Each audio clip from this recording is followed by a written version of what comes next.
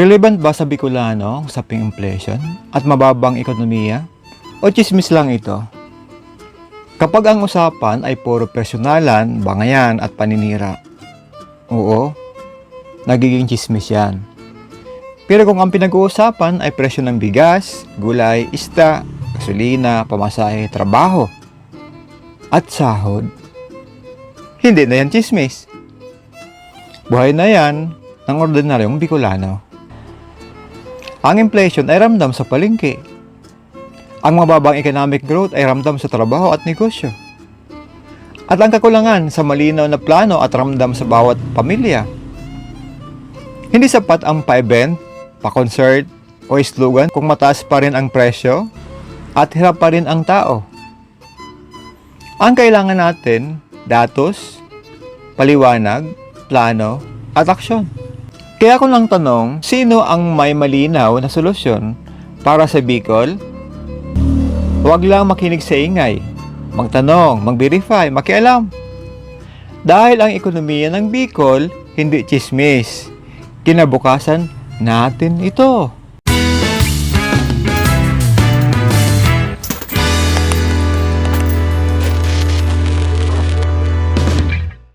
Diyos mabalos, mga Kabicolano. Welcome sa ating podcast. Ako si Joseph, ang inyong suking tindero, na hindi lang paninda ang alam, kundi pati sa pulso ng ating bayan. Alam nyo, habang nag-aabot ako ng sukli kanina, hindi ko maiwasang mapaisip sa mga nababasa ko sa Facebook. Mababa raw ang asenso ng Bicol, ang Kamsur, ang taas daw ng presyo ng bilihin. Bago tayo mag-react, himayin muna natin. Ang usaping ito ba ay totoong pasakit sa bulsa nating mga oragon?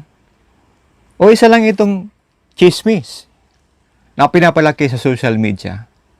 Kasi kapag galing sa social media, mabilis itong nauuwi sa bangayan, mimis, at personalan.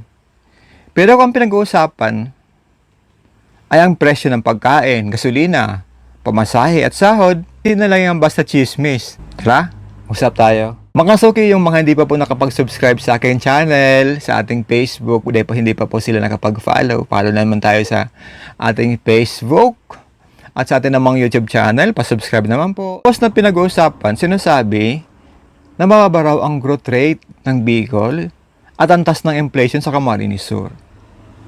Marami rin nagkikwento tungkol sa concert, political dynasty at kawalan daw ng malinaw na direksyon. Pero, linawin natin. Hindi porke may political comment ay chismis na agad. Ang buong usapan, pwedeng chismis. Ang personal na banat, pero ang inflation, seryosong issue yan. Bilang tindero, ganito yan. Dati ang 20 pesos mo, may kape at asukal ka na. Ngayon, baka kape na lang, kulang pa. Yan ang inflation.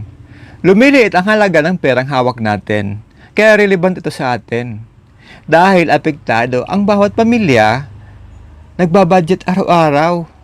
At kapag tumaas ang mga bilihin, pero mababa ang kita, ang namang tinatamaan ay yung mga nasa baba, ang mga manggagawa, magsasaka, at kami mga liit na negosyante. Ngayon, ano naman itong economic growth? Sa madaling salita, sukatan ito na kung gaano kabilis lumago ang ekonomiya. Kapag mababa ang growth, ibig sabihin mahina ang negosyo, kulang ang trabaho, at kaunti ang investment.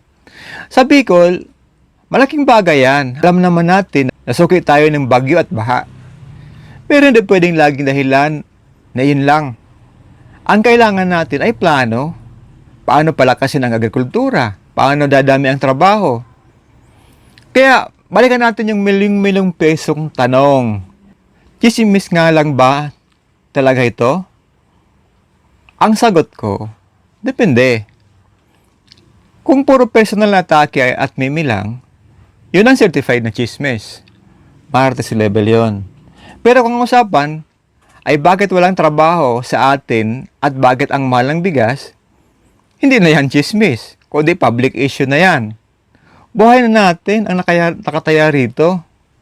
May nababasa rin ako na comment sa mga hindi sapat ang concert o festival para masagot ang kahirapan. Totoo naman.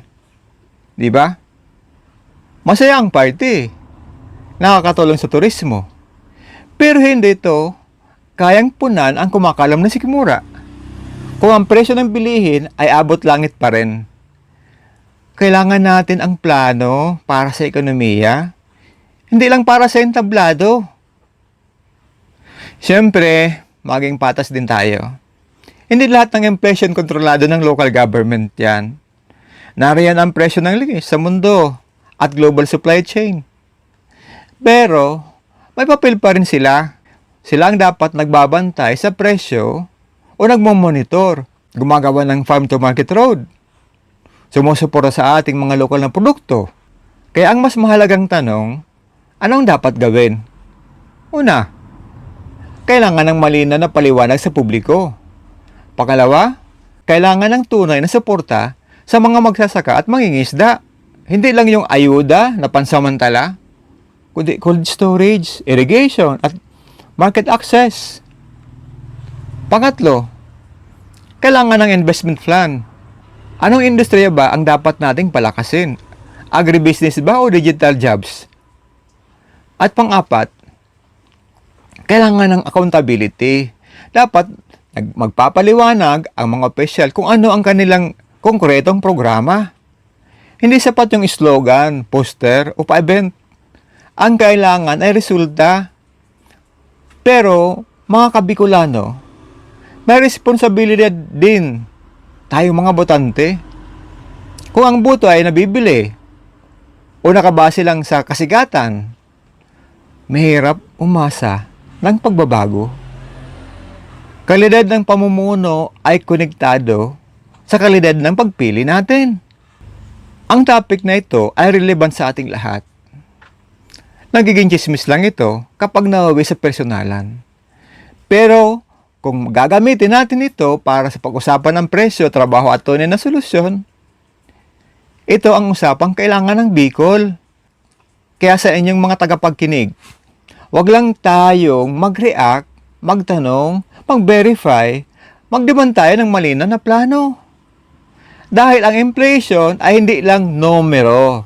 Ito ay laman ng hapagkainan, pamasahe ng estudyante, at kinabukasan ng pamilya. Ito ang ating episode, relevant o chismis? Usapang inflation at ekonomiya sa Bicol. Sana sa susunod may dumaan na post sa feed nyo. Hindi lang haha o angry. React ang gawin ninyo. Huminto, magbasa at magtanong. Tandaan natin, ang presyo ng bigas ay walang pinipiling partido at kahit sino ka pa. Ang gutom ay walang kulay sa politika. Muli, ako si Joseph, ang inyong suking tindero. Hanggang sa muli nating talakayan, Bicolandia. Magtanong, mag-isip, at huwag lang sawang maging boses ng katotohanan. Diyos mabalas po sa ito ka, boss.